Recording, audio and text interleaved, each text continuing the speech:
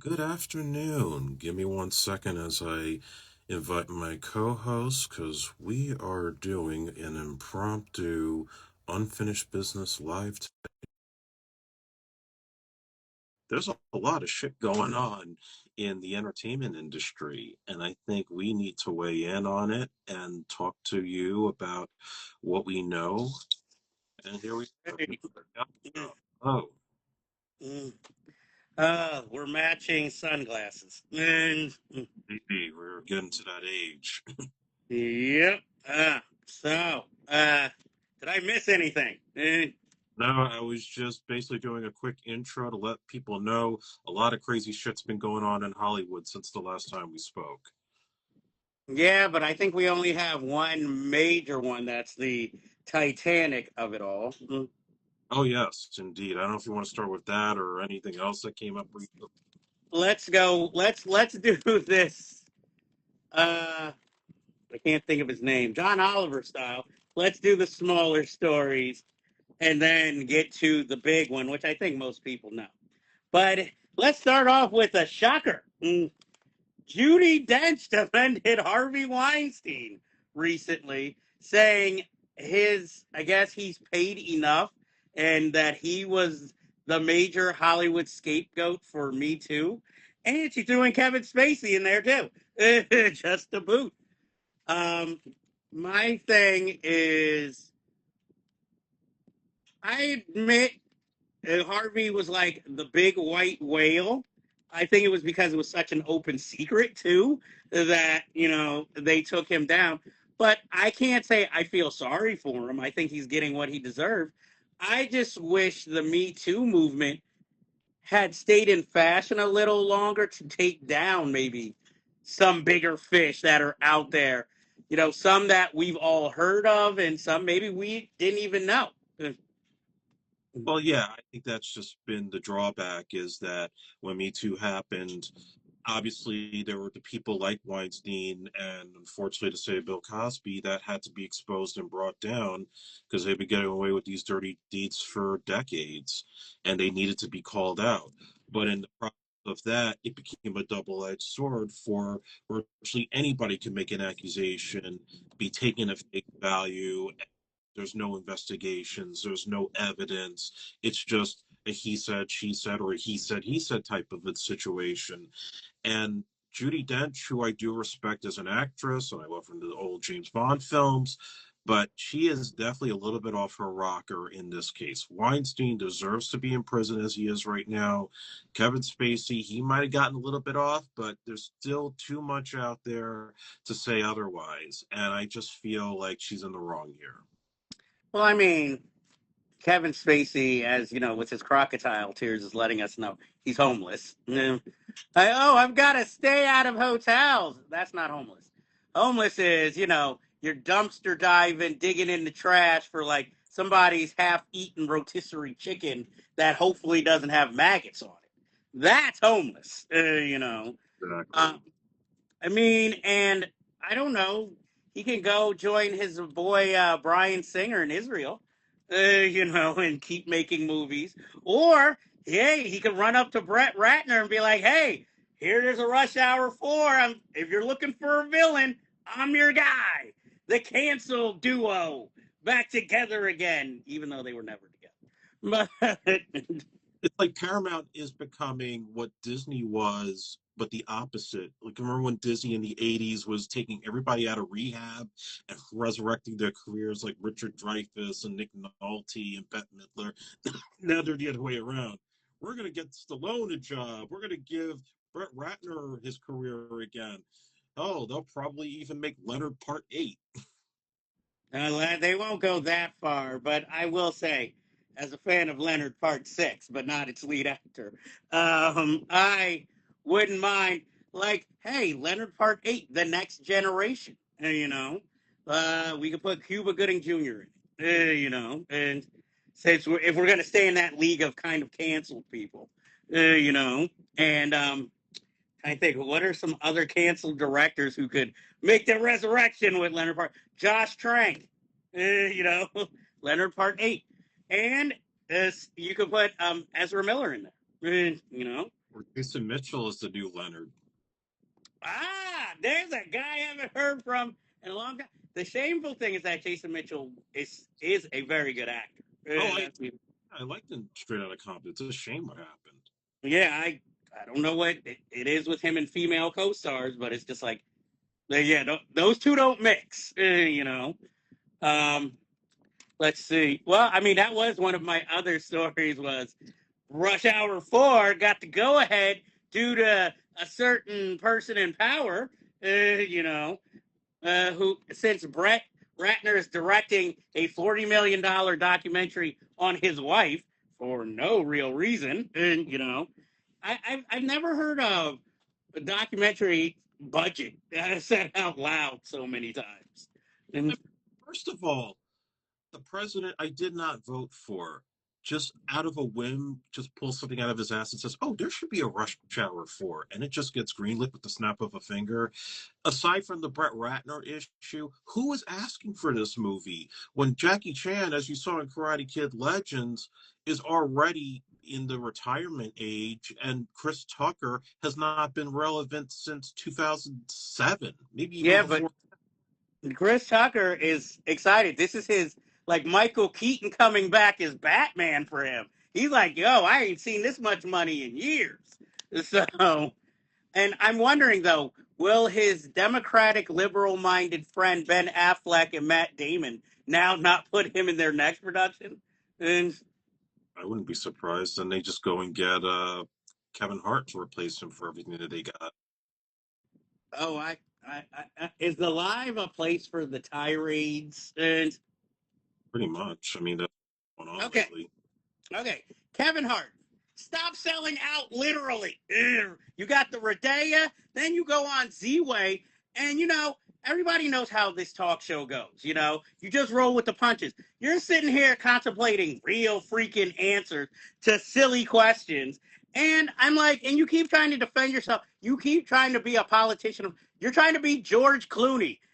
When was the last time George Clooney had a good movie? I'll wait. I mean, I know they're making another Jumanji, which feels like the big studio version of the Democratic version of Rush Hour. Because I'm like, who's asking for another one? What do I really need to know about these characters? This is getting into like Fast and Furious land. And Kevin Hart, you can be funny. Yes, I know. I'm amazed. I said it. Why don't you go for quality other than quantity? You have more than enough money at this point. When are you going to try and do like a Chris Rock? Maybe reach into your soul and kind of write something original, maybe a little bit more artistic, instead of just like, oh, I'm fine with all these cameos and all this. He's the actor equivalent of somebody of the inside guy with the snakeskin jacket. At this point, it's like he'll just glad hand anybody. I'm just like, if you really want to make an impact, I mean, I'll pitch it here. Let's do another Bad Boys. Kevin Hart as the short villain, and I'm just saying because Will Smith is struggling too. He's now, hey, let's do another Men in Black. you know, something no one asked for. He's appearing, spoiler alert, on the finale of Bel Air. I'm like, hey, he's trying everything he can. Shoot, I'm hearing he might go back into the studio and start releasing some music. And I'm like, or is he biding his time until dun dun dun, the notorious Will Smith and Jada Pinkett documentary, getting the Diddy treatment? Hey, if he pisses 50 Cent off, it's gonna blow up like The Godfather. You're telling me 50 Cent has like digitized outtakes of Red Table Talk we don't know about. No, because unlike Diddy, Will and Jada know how to pay their bills. So that is why we might not get it. But I don't know. You piss Dwayne Martin off enough, he might start telling everything. And he is he's a newlywed now. And so, or if you piss Tisha Campbell off, as you can see, she's not afraid to keep it real these days. And Ain't that the truth? exactly. So I'm like, who knows where she's gonna go with this? I know she knows some stuff. That's why she's keeping quiet. Dwayne's paying her some per diem, and shoot, you never know. Tyrese might come out the woodwork after he told everybody how much Jada and Will gave him when he was going through his divorce. And Yeah, I mean, between that and what happened on Martin, she knows where the bodies are buried. exactly, but she forgave Martin. So there's the big difference. And I don't know, did we bring this up on our review of it? How come Martin Lawrence wasn't in Being Eddie, the documentary? That's a very good question. I don't think we did bring that up, but yeah, you get all these people, and there were people that we mentioned that they were kind of missing, and I was curious, where's Joe Piscopo and company? But no, Martin Lawrence, whose daughter or son married one of Eddie's kids. Exactly. But yet, you got some soul singer from the 80s living with you randomly, which we never got an explanation for, you know. He's sleeping in Um, Gil's room. yeah, and what's with Eddie now? He got supposedly the 50 Cent and the Puffy ventriloquist dolls. It's an AI video. Oh, okay. I thought that was real. See, I'm old, so I can't tell the difference. But it seemed like something he would do. So I'm just like, anyway. Let's see. I'm trying to do everything around the big major story. Oh, see, we hit Men in Black too. Oh, the writer of Dude, Where's My Car? Uh, regrets his offensive jokes in that movie. I mean, my thing is, I can see if you're looking at it through today's eyes, but at the time, it was passable. And I hate to say it is that movie is kind of a guilty pleasure. Probably one of the few things I like that Puffy associate Ashton Kutcher, starred in that and Butterfly Effect. That's I read that and I'm like, dude, where's my car? Did not bother me back then, and I think yeah, it's just a guilty pleasure. I don't think it's like the greatest thing ever, but it was fine for what it was then. If anything, I think the guy that did 40 Days, 40 Nights should apologize because that hated big time. exactly. That's much worse. That really didn't age well. And, at the time I liked it, but I think I liked it at the time because Shannon Sossaman was a big thing, or the next big thing at the time. And, I liked Josh Hartnett. He was okay. And he was trying to do comedy. But, when we had to do it for our deep dive, it was just like, whoa. He's like, this film is horrible and aged really bad. And it's a shame because Michael Lehman directed one of my favorite films, Heathers. I mean, he directed Airheads. It doesn't bother me, but yeah, but that one is like the big black mark on his career. It's like, whoa. So I'm just like, I don't know what was going on there. But the writer, Philip Stark, now he is actually working in therapy. He dropped out of Hollywood, I guess, after that. And I guess since they never made a sequel, I mean, hell, Zach Krieger never apologized for Miss March. He just said, "Hey, it was just a learning lesson. It was our first movie." He's not going back and saying, "Oh, I regret doing that shit. It was so offensive back then." What? He's going to apologize for horsecockmp3.com, the name of an actual character in that If movie. I look at it and say, "Hey, he came a long way from that to get to Barbarian and Weapon." So, like anybody, every dog has its day. Exactly. And not to mention, how do fans of that film feel now that you're disowning it? They're like, so fuck us, right? Pardon me, I don't know if cursing's allowed on live. Um, it's just like, I guess when Ashton Kutcher is down, he's down for the count. And there's no children to break his fall. But anyway, so for our next story, hey, I'm on Theraflu, people. So, um, next we have, okay, this is something we've discussed. Maybe it's the fans of the video game. How the hell is hold on. Five Nights at Freddy 2 making 63 million opening weekend. This proves It's the kids. exactly. Apparently, they're the only ones who go to movies. I guess, and adults don't go to movies because they're trying to avoid the kids. Because Because I'm like, how the out of all the movies that came out just in the last few months, how is this the one that which I barely saw any advertising for, but this is the movie to beat? I know the reviews were crap. I've seen the first one and hated it. They were expecting this was Same going to here. flop weekend, and yeah, suddenly these preteens and millennials or Gen Z, they're all coming out in droves for this movie. It's crazy. Exactly. I'm like, what? I mean, I know I don't really have too many movies I want to see in this December. I'm sorry, people. I will probably see Hamnet, but it won't be in a theater. Maybe Marty Supreme, and I know the Asian movie that's the remake of The Axe. That those are the only films I really want to see in theaters. Um, Everything else, I'm just like, I can wait, and if I really have to, you know. If anything, hey guys, I got Apple Plus TV, so now I have more stuff I can watch.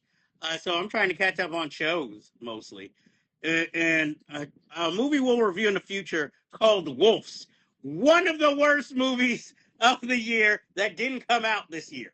But I'll save that for another time. Um, I guess I have like two more stories before our big one, unless you have any more small stories. Um, Timothy Chalamet, who says that he's been given top of the line performances for the last 7 to 8 years and everything that he appeared from. And for some odd reason, I just kept thinking of Tom Cruise in Days of Thunder when he said that. Like, okay. I mean, is he trying to be the Kanye West of actors? Like, hey, I'm the top all the time, the best. I'm underappreciated. I deserve an Oscar and all that. And it's just like, slow down. I'm like, yeah, you were good in that Bob Dylan movie, which I didn't love. But I mean, now they're making he's making a motocross movie with James Mangold, and it's over $100 million. Now, here's my question. I know he works with the box office crowd more. I mean, with the Oscar crowd. But can Timothy Chalamet really pull in people for, let's say, a conventional like action or thriller type movie? I just think he's been very lucky that he's been able to pick projects with the right directors, decent scripts, kind of like Jake Gyllenhaal to a certain degree. But there's got to be a point. Listen, I don't think Hollywood really knows how to make movie stars. You look at Michael B. Jordan, who we have praised, but everything he does, with the exception of Sinners, which his buddy Coogler directed, everything's an IP, and it's continuing to be IPs that he's signing up for as opposed to original projects. And there's a reason for that because unless he's Googler, nobody's running out to go see Without Remorse or that Fahrenheit 451 movie he did for HBO. They're not really giving that any kind of due other than, oh, he's in it and he'll get like critical praise, and that's about it. Timothy Chalamet has been lucky he's been able to do some things that are not IPs and do IPs, but there's going to come that point, and I think the way the business is going right now, nobody's going to be a draw. You can see it with The Rock. You see it even with Denzel to a certain extent. We're losing the star energy that we used to have growing up when, a Stallone or Julia Roberts could sell just with their name and face on the poster. Yes, because even wasn't Tom Cruise is struggling at this Yeah. point. Tom I Cruise mean, can't get an underwater movie made with Warner Brothers. Now he has to go to Universal, and even they're leery about doing it. exactly. And I mean, by the end of the year, no one is talking about Mission Impossible. And. So it's just like, and I mean, look at Glenn Powell, who everybody was betting on to be a star. Running Man bombed big, and I'm Yeah, like, didn't it's he have to pull back like his next movie that's coming out? They had to like sort of pull back on the promotion with it. yeah, and they changed the title to, I Yeah, guess, to make it sound a little bit more enticing. Yeah, so it's like no one is a guarantee. Again, Timothy's a guarantee during Oscar season movies, but anything else, like if he's starting an IP, would it be him or the IP that people are coming to see? Um, he's got more range than Kevin Hart, though, so I'll give him that. Um, Maybe that's what he needs. Maybe he should play the like white cool guy in a black film. You know, or hey, be like Jack O'Connell, who's now playing villains. It seems like in half these movies with that 28 years later sequel, and Sinners. And what the hell is Sinners being left off a lot of critics' top 10 lists for these magazines? Variety didn't put it on its top 10. Rolling Stone didn't put it on its top 10. But Weapons somehow made it onto everybody's list. And And the fact that Ryan Coogler rejected being part of the Academy or the Governors Association, I wonder if that's a bad omen for Sinners when the Oscars come around. yeah, because now you're hearing more and more about one battle after another more Yeah. than anything. And they're like, hey, it had black people in it. We'll give our vote to them as our democratic or liberal stance on a film, but never to a black creator or creative. And that's what kind of worries me. Now, Sinners was such an original piece of work, but now we know Ryan Coogler's next two projects are more IP driven and more financially driven because it's the Black Panther 3. However, they're going to do that, and also his X Files reboot, which again, we still don't know if it's a movie or if it's going to be a series yet. So, who knows when we're going to see another original out of him? And I feel like if there is a Sinners 2, it's going to be one of those things where, like, he executive produces, maybe comes up with the story, but he's not going to direct it himself. Sort of like Creed, It won't So, even be Adam.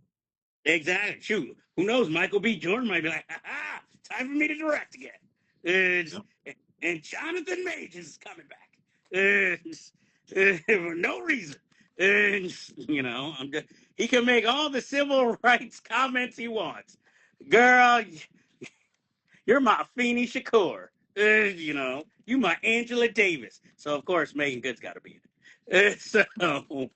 Um, and for my final story, the kind of a non-story is Quentin Tarantino dissed Paul Dano when talking about his movies of the decade, saying in There Will Be Blood that Paul Dano is the worst actor in SAG. Obviously, he's never watched his own performances. Um, and what the thing now was where I take, okay, you call me a bad actor. You call me the limpest dick in Hollywood? It's like, that's personal. Like, damn. It's like, jeez, I understand. What, you didn't like Taking Lives with Angelina Jolie? So you waited 10 years later to get me on that one? Or you really didn't like The Girl Next Door? I'm like, so you're going to talk about a dude who's like kind of Emmy nominated. I think he might have even, no, he's not Oscar nominated, but Emmy nominated at least. And for a bit role. And you're going to be like, he's the Limbus Dick? I'm just like, but my thing is, we all know Quentin Tarantino's comments are always over the top and hyperbole. So obviously, and he's feeling like, hey, I got one more movie in me. Guess who ain't gonna be in it? Paul Dano. He's always Or hard criticism. I remember he was on Howard Stern when the Replacement Killers came out, and all he did was just slam Chow Yun Fat. He's like, you can't learn how to speak fucking English. And then Howard Stern proceeds to ask him about Mira Sorvino having a hot ass because they were dating at the time. oh, also Quentin Tarantino, who claimed Roman Polanski did nothing wrong. We're talking about that same Tarantino. So I'm just like, uh-huh.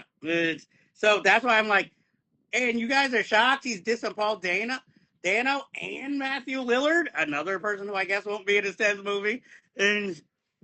But I like that Hollywood, obviously supported Dano because I'm like, but I'm also like, all the people who are defending him, though, they weren't probably going to be in Quentin Tarantino's last movie anyway. Daniel Day-Lewis, you know, he wasn't Or like, to come out and be like, no, Paul Dano was a generational talent, just like how he defended Jude Law at the Oscars after Chris Rock insulted him. no, Sean Penn defends every actor that he likes. What he's Keanu not. the greatest body in American history. He's like, hey, as long as he gets his smokes, that's all he cares about at this point. He's a It's, plus. That scares me. Hey, that and his haircuts. And I don't know what's going on if he's just doing his self stuff at home.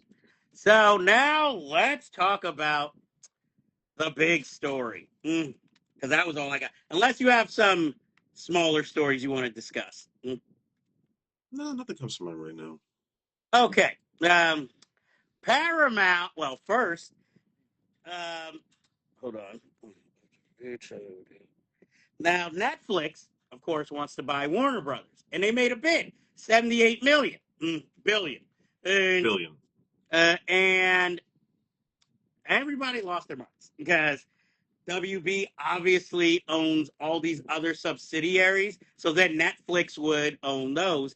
And then, since Netflix is obviously the hey, let's stream company, a lot of people are worried that that means a lot less movies going to theaters. And not only that, if Netflix corners the market with ownership of WB, that also would mean for these smaller filmmakers, it's going to be even harder for them even if they got their film made, to get a distribution deal because Netflix will own pretty much everything. And sort of Ted, I'm sorry if I get his last name wrong, Sardanos. I think so. He would be basically the Godfather. He'd be the Jeff Bezos of film. He'd pretty much own everything, but not to be outdone because President Trump is all for fairness and not in the pocket of Larry Ellison or anything like that. He wants the Department of Justice to investigate this deal. Not only that, but then all of a sudden, Paramount's willing to take a hostile takeover of it, WB, and put up $108 billion. And then basically, Larry Ellison would be the head of all entertainment. Not only are we talking movies, television, but we're talking about he would own all. He'd be Rupert Murdoch and all media, like how Rupert has Fox and Fox News. This would mean Larry Ellison would own every other news network. And he's a friend of the president. So, I don't see how this could go wrong. When somebody owns, when a corrupt dictator pretty much is in bed with the media, what could go wrong? And so we have all this on the table. And basically, since everybody's been saying Hollywood's dying, who knows what's going to go from here? There will still be movie theaters, but again, it's going to be more rep theaters, or I think even though it's illegal, supposedly for a studio to own movie theaters outright, I think we're going to go back to the old days where studios, which will all be run by one guy, will own certain theaters. Because even I've been reading articles in the Angler, for instance, that when you have these smaller theaters, if they want to play a studio's films, like let's say Tron Ares, even if they know like nobody's going to pay to go see this, if they still want to do business with the studio, they have to sign a 2-week promissory note that they're going to play it, even though they're essentially kind of losing money because they have to play this movie for 2 weeks straight. And so it's getting to be the Wild West out there when it comes to movie theaters and distribution in general. Well, my understanding with the Netflix deal, first of all, whether they get it, because obviously they still have to go through the regulatory process before it gets approved. And the president I did not vote for wants to make it harder for them to get it. Paramount also, yeah, it would be a bad deal, as you mentioned. You basically laid it all out. They will control CNN, they will turn to Fox 2.0, and probably democracy as we know it could be as it already is right now, unless something gets done. My the Netflix deal is that they would be buying the film and the television, but some of the other subsidiaries are going to be outsourced. They're not taking the linear networks like TNT, TBS. They're going to keep that. Who wants those? Right.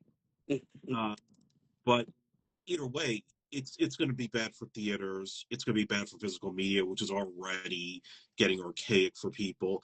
And you see with Netflix, when we've talked about a lot of movies that we reviewed, there may be like a gem here or there. They usually succeed pretty well with documentaries, but when it comes to scripted content, you may get one diamond in the rough, and then the rest of it is like regurgitated garbage that we have crapped on a great deal. And that also goes back to the bigger issue I feel with Hollywood right now is that nobody knows how to make a movie under $100 million anymore. Everything is like upwards to 175, 200, 250, 300 for that freaking Electric State movie. They're just signing blank checks. And it made me have this thought, and this is the craziest thing I probably ever said in public. I kind of miss Ted Turner and I miss Michael Eisner. I miss the guys that actually they were corporate, they wanted to make money, but they actually kind of gave a shit about the product that they were putting out. You know, especially Eisner with Disney and their whole strategy of, we'll make the big films, but we want to make sure we make these smaller movies that don't have to cost as much. They'll get their audience and they're just in and out. That all those little Richard Dreyfuss movies, Mighty Ducks. We could do all that stuff. Will appeal to everybody, and every now and then there'll be a Dick Tracy, and it may not do well, but get a Roger Rabbit, and that will be phenomenal. We're not getting that anymore because everybody is trying to overspend, and the quality is just not great. So they have to rely on IPs to keep everything afloat, but then you do a crap job with that. As we've seen with Disney, you have basically all of our childhood under one umbrella, and now you're screwing it up because you're playing politics and making all sorts of bad creative choices. Like, you could turn this into a factory and you're taking the soul away from it for the sake of profit. This is going to run things up in ways that are going to damage the theatrical business. And streaming, I mean, you're already seeing with these platforms that not everybody can compete the way Netflix does. So we're starting to see the market get cornered. And already the viewing habits have changed for people, especially like our generation that used to go to Blockbuster. We're in the past now. It's these kids growing up and watching things on Netflix. They can just click on a button. They don't need to buy a DVD. They don't need to go to the video store because there is no video store. And so this is part of the changing landscape, and it's not good. Not good for filmmakers, certainly not good for the consumer, who will likely be overcharged up the ass with subscriptions when this deal gets done. Oh, like they're not already. But I think also the problem is film, and for a certain extent, books, but we'll talk about film. It's not like it used to be. It's not considered. I don't think a lot of. I think only a handful of people who are into it take it seriously. I think for a lot of people, come like younger than us, movies are just something to go see. Like something to do on a Friday or whatever day, and because they don't take it seriously, even when they watch films, they watch it on small screens. And like, oh, I like. There's a meme going around where I think some filmmaker said, "Oh, well, my son's an editor, and he watched Lawrence of Arabia on his phone." This is what we're dealing with here. You're watching films that were meant to be seen theatrically and be an experience, and we're watching them on small screens. And then now you're going to have Netflix in charge of it, and they can't even make a visually appealing film from their original productions, even when they give these filmmakers 300 million. And I think that's because everybody figures, let's do everything in green screen and fill it in the background later. But you can tell it doesn't feel organic. It's sort of like when you go to a. I don't understand how people in this world, you all want organic food, you want organic drinks, but then when it comes to your films, you're like, oh, I'm good with the slick, Tapping into the poisonous. very problem that nobody is talking about. We actually alluded to this in one of our other live videos, either this year or last year. But you remember there was an article about Netflix films, how they have the writers writing in such a manner that they know the audience is going to probably drift off when they're watching, so they have to script things in a way where everything has to be over explained. There can't be much subtlety. I honestly believe that once the deal goes through, it's going to get worse because the kind of movies that we end up getting, no matter how big or how small they are going to be so devoid of subtlety and so devoid of art that they're basically appealing to the ADD crowd that doesn't give a shit. And I'm not saying, listen, you go to movies, you have people that just want to go have a good time. That's fine. That's the general moviegoer. But if you're appealing to those people that are going to probably watch on their phone and get sidetracked, or they may watch it at home, but then they're just going to like talk through it, they'll probably be on their laptop and stuff. Um, what's the point? It's just going to make films that much more crappier and more for the sake of, again, profit over art. I mean, you have to have a balance between the two, but the consumer part is what's going to ultimately win out in this case. Unfortunately, that is true, but also I just want to say it's also not only Netflix's problem. Because again, like I said, I have Apple TV now. And again, watching Wolves, it has the same problem as a Netflix movie. Even though they did release that film in the theaters a little, but it's like you have big name cast, Brad Pitt, George Clooney. You have a big name director, John Watts, and everything looks flat or artificial. Nothing looks real or organic. And it just feels like too slick. And I feel like that's Netflix in a nutshell. Now, I'll give you, they do have their Frankensteins. They do have their train dreams. Their little, sometimes they do champion the independent film. But I feel like, is that just them being a little fair, like sort of like when you give change to a homeless person, like, oh, I hope they do something good with that? Or are you just trying to do that so that you're thinking maybe this might have some like Academy Award buzz or award buzz in general? Because I'll admit they do get films that do have buzz, but sort of like how television shows work now, it'll come out of a film festival with buzz, but then if that like Netflix will acquire it, but it won't be released for like 8 months later when it's like, oh, I totally forgot that film even had buzz. And what's worse, they still won't put it on their like recently added wall. It's more like you have to go search for it and know that it was released by them. Yeah. And then you'll find it. Because that's happened with like, what is it? I think a movie called How to Have Sex, which first was on Mubi, but then somehow ended up on Netflix. But now you have even Letterbox coming through with their own rental service for like independent films that couldn't find like theatrical distribution, so you can rent it through Letterbox, but also hard to find older films that are more, I guess, on the cult side that you can rent, and that just started like December 10th. So I just found out about this today. Now, good luck trying to find it because when I went to the frequently asked questions, it was like, okay, you got to have this, and then this, and then this, and this. Basically, if you have Apple Plus TV, you're good. Any other thing, good luck trying to find it. So, but other than that, I'm just like, we're in changing times, and unfortunately, for us, the more older movie fans, it's like the end of an era for us that we have to kind of get used to. Because I'll admit, as an older person, it is harder to go see things in theaters because I'm much more picky.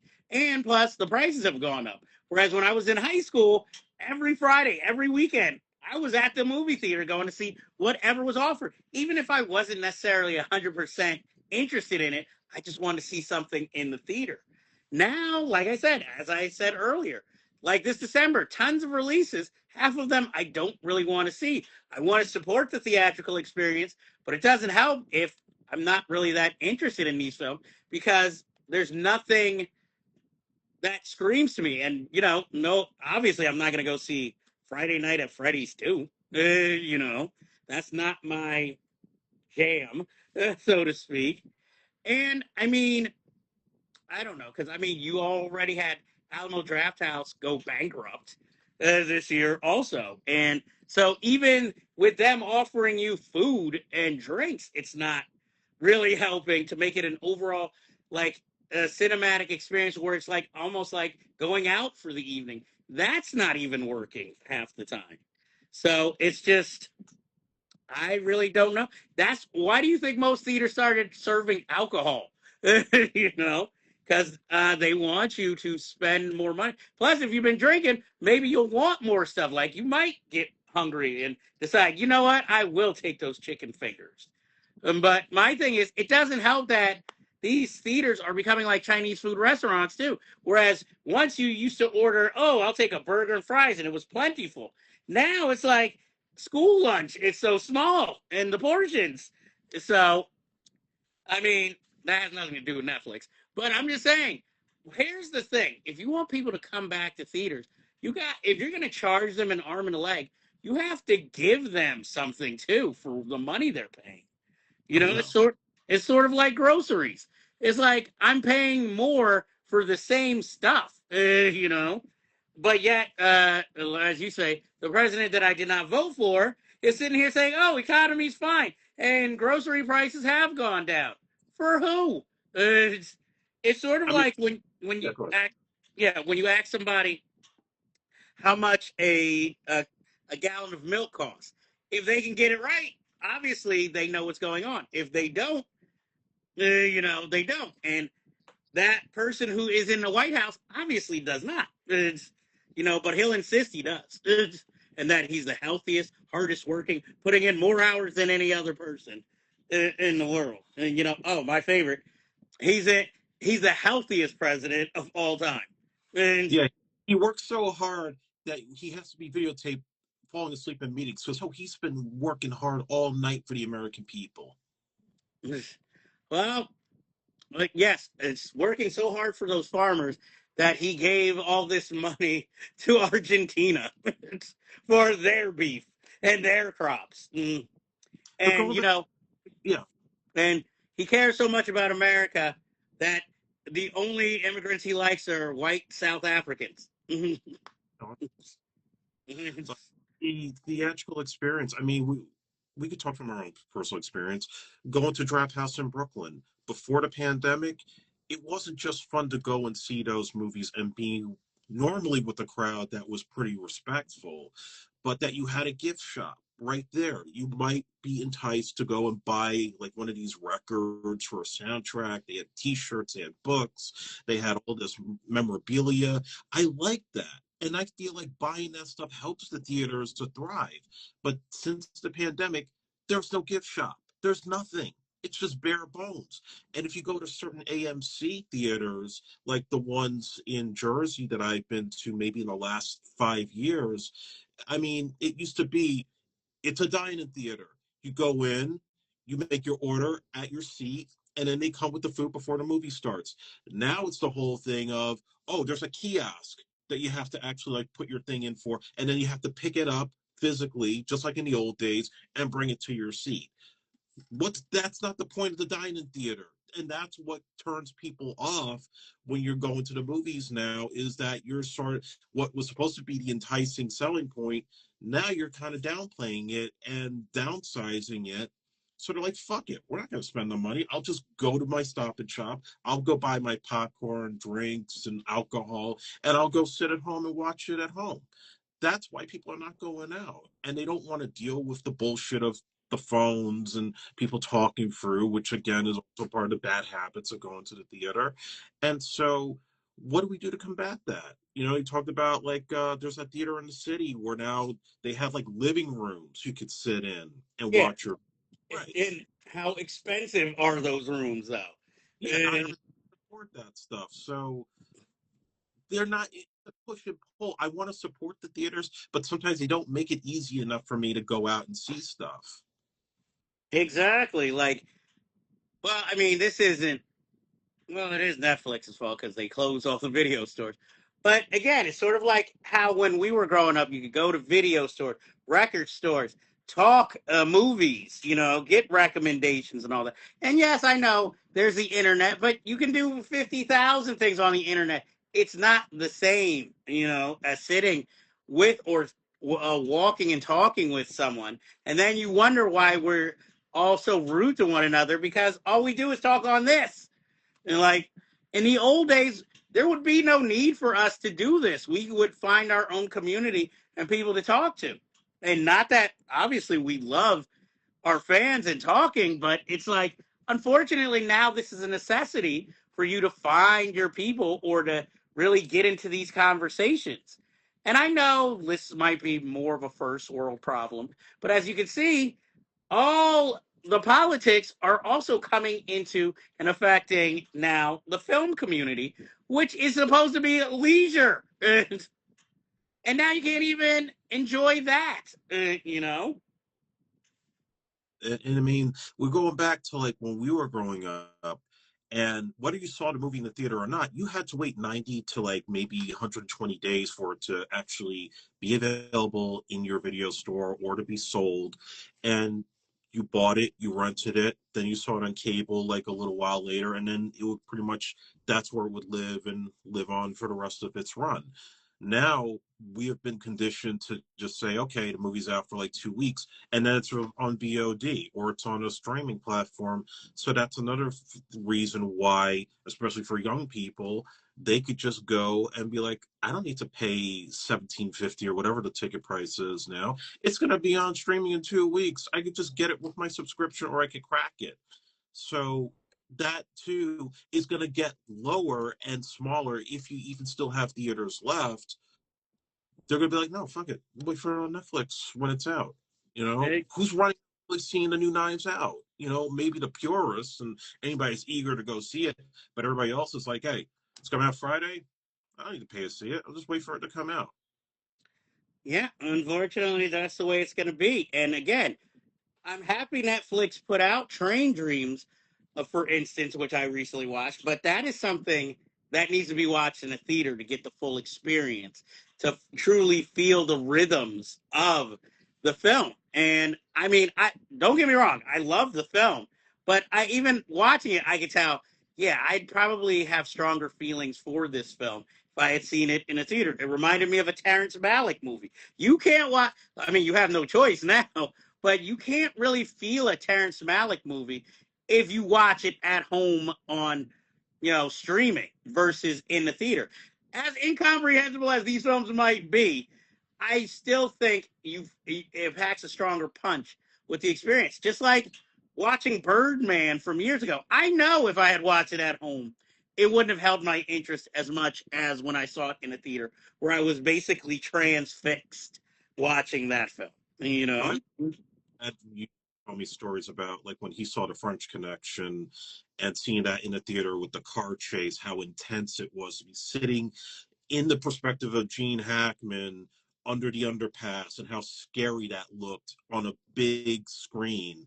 And then to watch it at home, it's not the same effect watching it on a small screen versus watching it in a dark theater and really feeling the intense scariness of being in a big car chase like that. And they're trying to, of course, keep the spectacle up with all these big superhero movies, but it's not the same when you're watching it at home. Yes, and I mean, I knew we were headed towards the end when I heard the name David Yeah. Zaslav.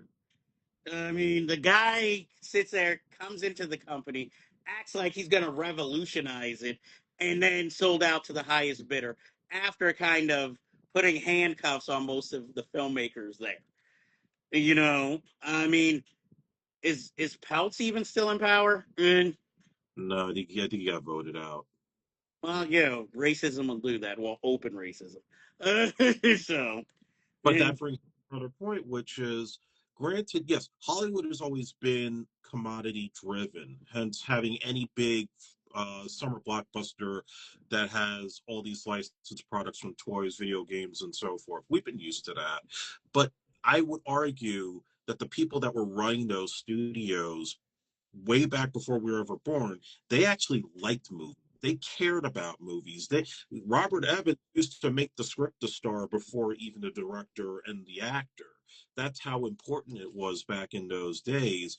And now I used to complain that the studios are run by a bunch of lawyers and bankers. Now it's really run by lawyers, bankers, and multinationals who don't give a flying fuck what we like. They say, "Oh, this made money like 40 years ago. We're gonna do it again." Because it's going to make money and it's going to draw people. Oh, this little original project? No, we don't want it. This Batgirl movie? Oh, that's too woke. We're going to cancel it and have a tax write-off. That's the way they're going to be making decisions now. Is simply by what's ultimately going to sell. And those middle of the road movies that we've been interviewing actors about, they're gone. We're not going to see those. A24 and Neon are going to probably be the only ones left making anything that's inherently original. And even they're going to have a tougher time if the theaters go under.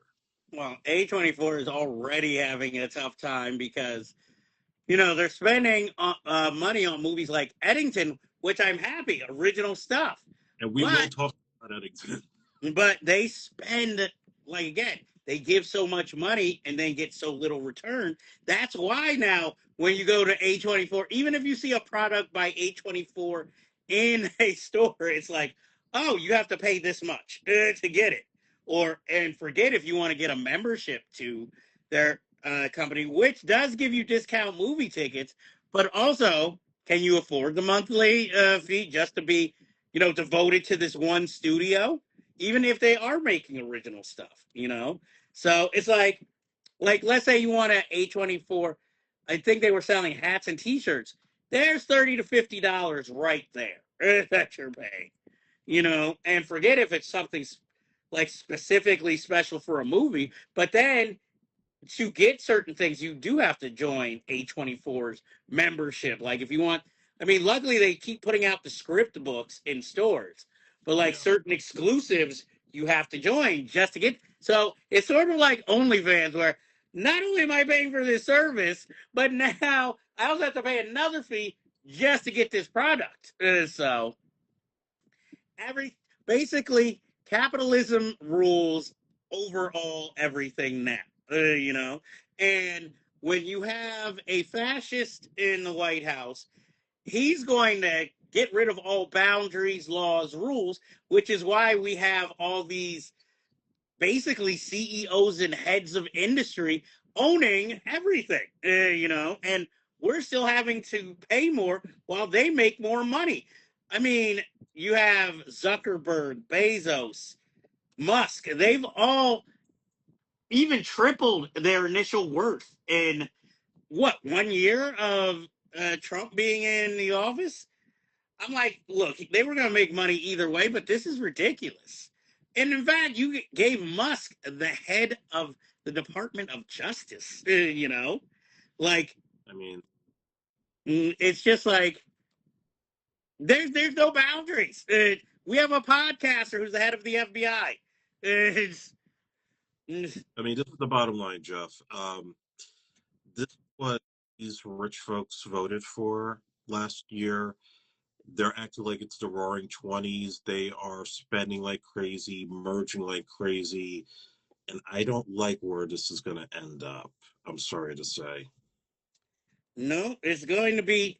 It's just going to be difficult. Like everything that is a true original vision will have to be a labor of love, or you will have to have a trust fund to do it. But that's the other part of it, too, as we start to wrap up, that I think is the only bright side in this whole situation. We don't know what's going to happen. We'll keep everybody updated as we continue to do the show into next year. But I think this is honestly the time for guys like us to get more creative, to just put shit out there. Don't even give a flying fuck about the middleman. Just put stuff out, win the people on the street, and you never know how far you're going to go. Well, I mean, that's the whole thing of art.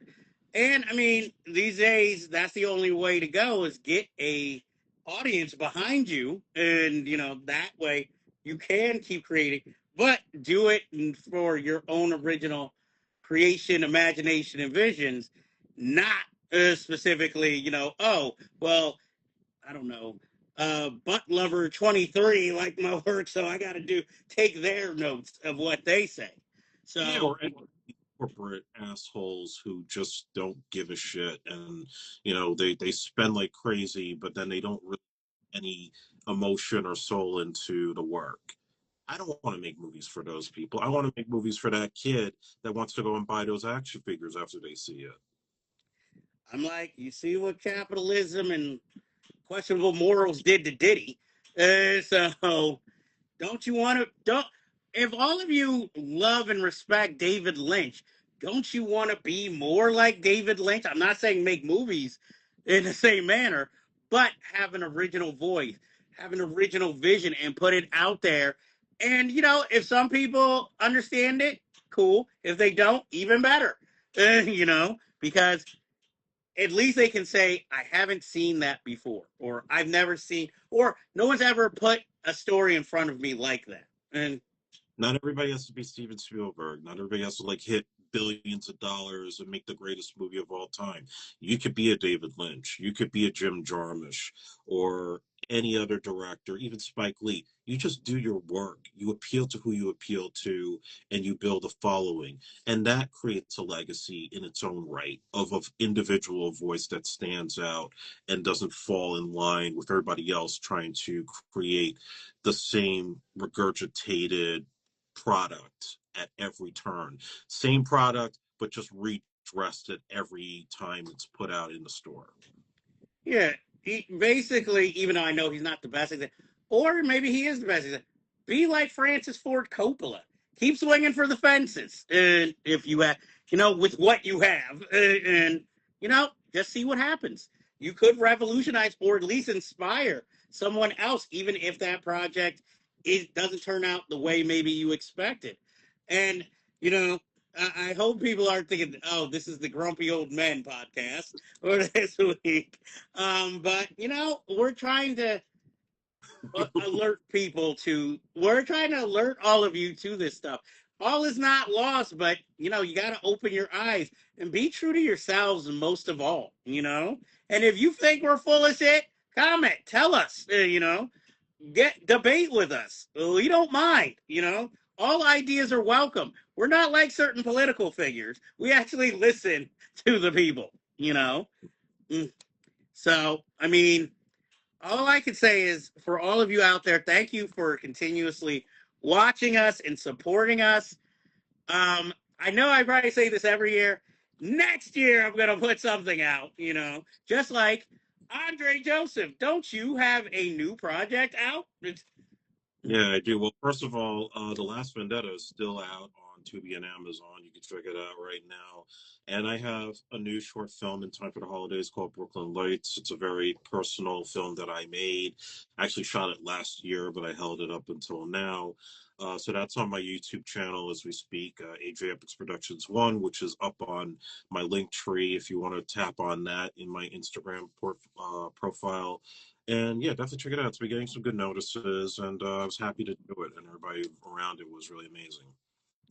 Yes, and well, this will probably be the last live of the year, but we'll have plenty of more episodes coming out before the end of the year. So, just want to say to everybody, happy holidays and happy New Year.